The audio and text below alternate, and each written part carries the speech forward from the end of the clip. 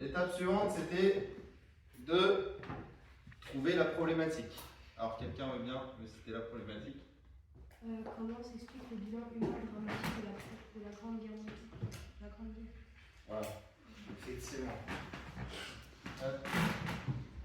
Ici, on a la problématique. C'est une question que l'on trouve dans l'introduction et à laquelle on va chercher à répondre dans le développement. C'est important de l'avoir. Souvent, c'est le sujet qu'on transforme en phrase interrogative à la fin de l'introduction.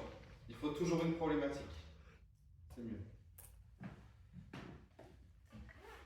Alors, ensuite, vous deviez entourer des petits mots qu'on appelle des connecteurs logiques qui servent à associer des idées entre elles, à les classer, à les hiérarchiser, etc. Quelqu'un veut venir faire le travail? On va corriger vite fait parce que il n'y a rien de vraiment juste dans ce que vous avez dit. D'accord? Rien de vraiment juste. Là, tous les mots que vous avez faits, c'est juste des petits compléments. C'est ça? Vous connaissez Méo et donc Cornicard? Oui. Ça s'appelle quoi? Conjonction de coordination. Ça n'a rien à voir avec les mots de. Enfin, si, un petit peu, mais ça n'a rien à voir avec ce que j'attendais sur les mots de liaison, les connecteurs logiques. Là, l'idée, c'est de combler des phrases. Je vais vous montrer un exemple. Les conjonctions de coordination, c'est bien pour complexifier la phrase, mais nous, ce qu'on veut, c'est surtout associer des idées, les classer, les hiérarchiser. Vous voyez, quand je dis par exemple, c'est un connecteur logique, parce qu'on associe un exemple.